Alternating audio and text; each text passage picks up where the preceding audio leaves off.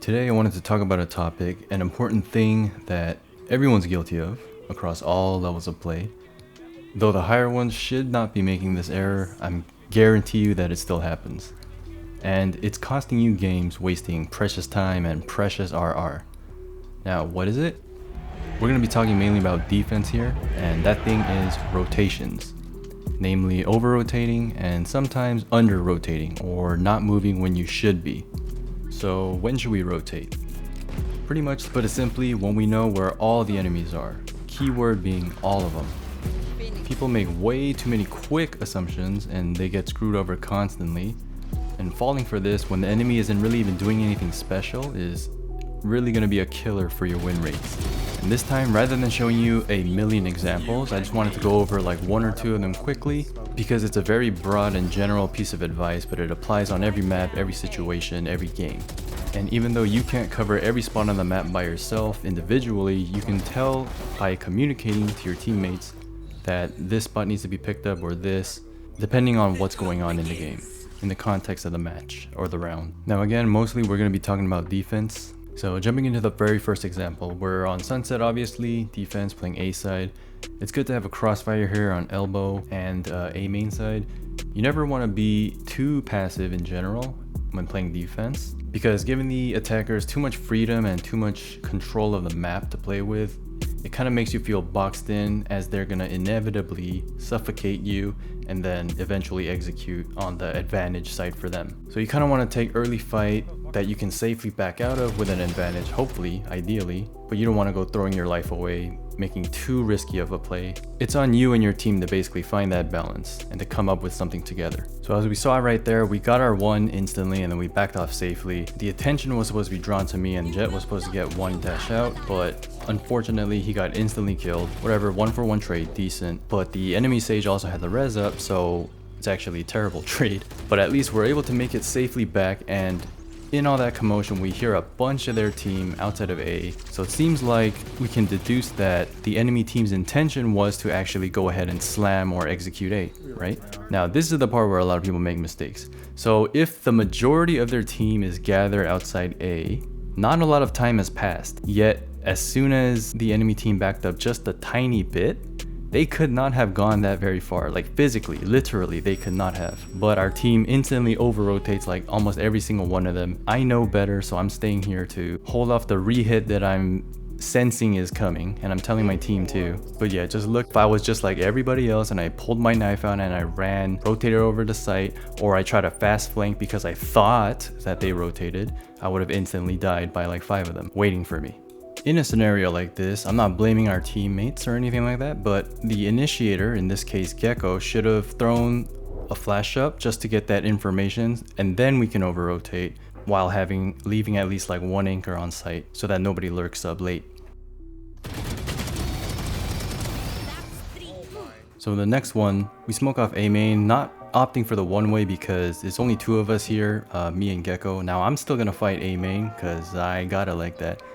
But yeah, I'm gonna smoke out the choke, not the one-way, because we're not gonna be able to really hold them down deep like that, being it's only gonna be me fighting up a little bit. And then we see the Sage slow flying in. So that's an indication that they don't want me to be able to swing out on that angle, which means they're probably gonna be fighting for it or coming towards A.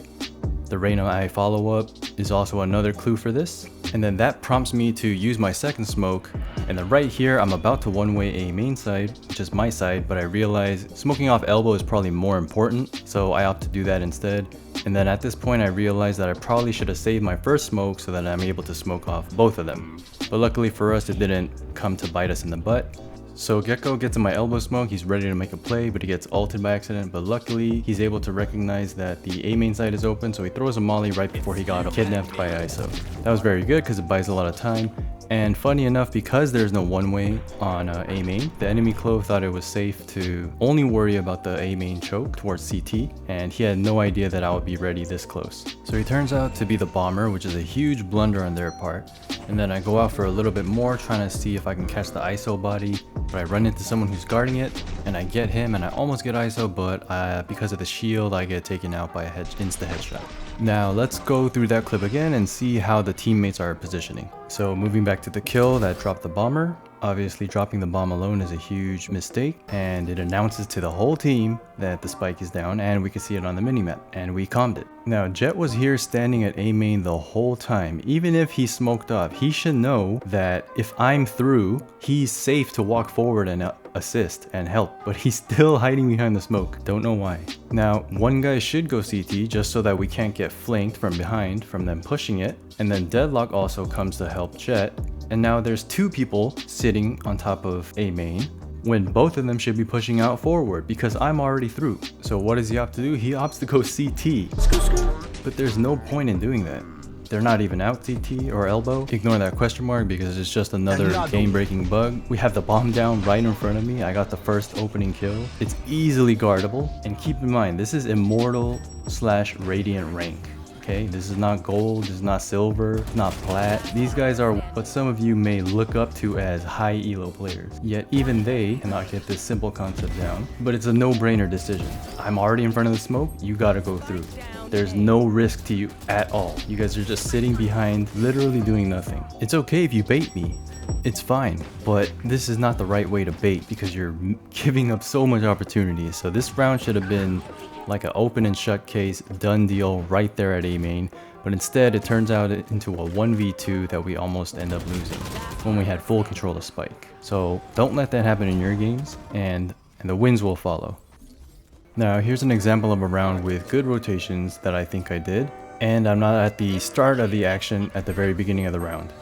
So we start off top mid, they smoked it off, they called a little bit of noise at A, so I smoke off A main, one wait for him. Reyna gets the first blood, that's great. And I'm holding top mid still until I can literally see that one or two of my teammates who rotated to top mid, now they can hold it. Now since they're holding it, now I can assist and move over. But if I moved over too soon or too early, there might have been a timing or a gap where nobody's watching mid, and then someone might have snuck up and killed my B players who are coming over to mid. You understand? So I'm holding it to prevent that from happening, and once they have it, it's safe, they're not gonna get surprised or caught off guard, then I move over. That should be the basic philosophy between all your rotations and stuff like that, especially on defense. So by now we hear a lot of footsteps mid. I hear them running from tiles to mid. Team is calling out they're coming down bottom mid, coming up mid, might be going market, etc. So that's my cue. I'm gonna take space forward and fast flank. Because I rotated over, I'm able to do that. Now because they only have a chamber trip, I'm not really scared of it, and I even have an opportunity to potentially smoke it off and go by undetected. Cypher, you can't do that as much, but a chamber trip I am not scared of at all. So we go for it, and similar to last round, you can see that the Reyna who's holding elbow, if he sees me moving forward and I just cleared everything around A, he should know that no one's near right here, and he should either come up with me or rotate mid to help the fights. But he's kind of being useless, just sitting in elbow because nobody's there. Now if the round slowed down to a creep and it was like, you know, some time has passed, then yeah, it's good to have an anchor there, obviously. But we just heard them mid, a bunch of footsteps, bunch of contact, and he's still watching elbow even though he saw me push and cleared everything A main side. But the most important takeaway is I didn't make this decision until we had a good idea where like all of them were, okay? At most, maybe I run into like a chamber or one lurker or something, but for the most part, everyone was accounted for and we heard like a bunch of a mid. So that's why I was very comfortable doing this, and as you can see, it ends up in a very nice timing. Get 2 insta kills and then easy round for the team, good win. Even though it may seem scary at face value, it was a pretty calculated risk with very little actual risk involved. That's why this is like a no-brainer move in my mind, and yeah, paid off easy.